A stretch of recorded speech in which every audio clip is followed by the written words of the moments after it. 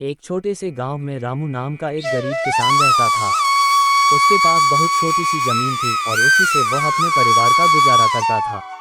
मेहनत उसकी आदत थी, लेकिन किस्मत हमेशा उसका साथ नहीं देती थी। रामू सुबह सूरज निकलने से पहले ही खेत में पहुंच जाता था।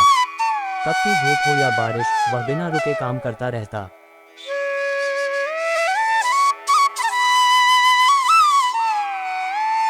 रामू एक दिन थका हुआ।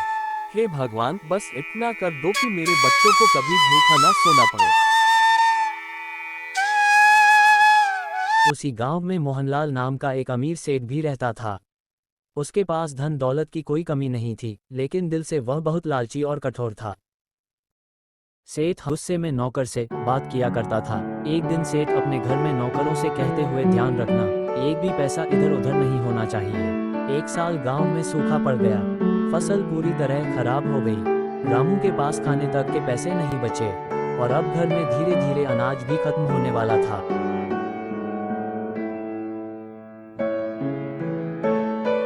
रामू पत्नी से, अब क्या करे, बच्चों को क्या खिलाए, मुझे कुछ समझ नहीं आ रहा है। पत्नी आंसू में, शायद हमारी मदद सेठ जी करें तो आप उनसे एक बार मदद मांग कर देखिए, उनके पैसे हम जल्द ही लौटा देंगे। रामू सेठ के घर जाता है।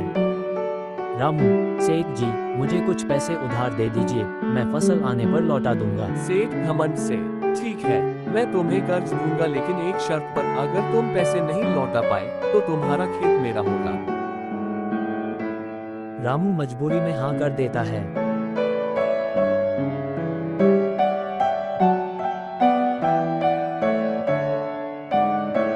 रामू अपनी पत्नी से सेठ के घर बीती सारी बात बताए। रामू की पत्नी बोलती है, इस बार तो सेठ ने शर्त पर पैसे दिए हैं, भगवान इस बार अच्छी से हमारी फसल को समय पर बारिश होकर रखिएगा, क्योंकि हम सबका यही सहारा है। कुछ दिन बीतता है। इधर रामू रामू दिन रात मेहनत करता है और वह उम्मीद लगाए बैठा था कि इस बार फसल अच्छी होगी और हम सेठ को पैसे चुका पाएंगे। लेकिन अचानक एक दिन बारिश और तूफान आता है और पूरी फसल बर्बाद हो जाता है। हे भगवान, ये क्या हो गया।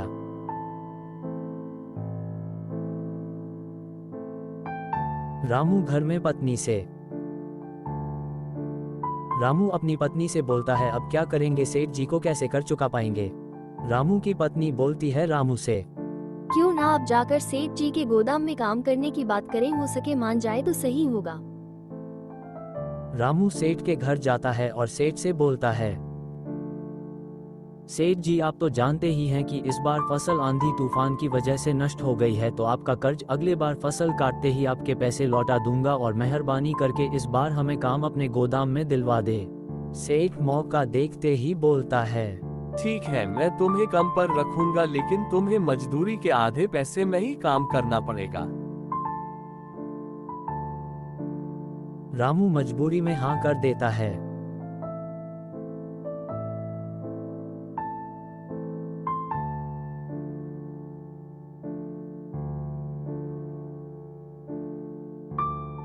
रामू घर में पत्नी से, सेठ ने मुझे कम पर रखा है, लेकिन वो मजदूरी के आधे पैसे ही देगा।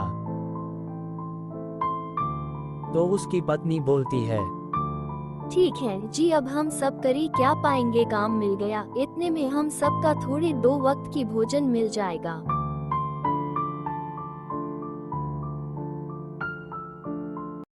रामू अगले दिन से काम पर जाने लगा।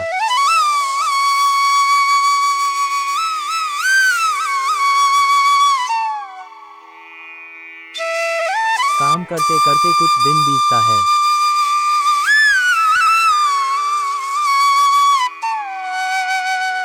रामू की ईमानदारी और मेहनत से काम करने की वजह से गोदाम में इस बार अच्छी बचत हुई थी। एक दिन सेठ बोलता है रामू से,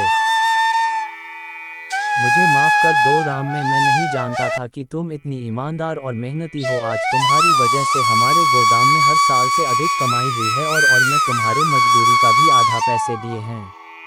सेठ कुछ पैसे देते हुए बोलता है,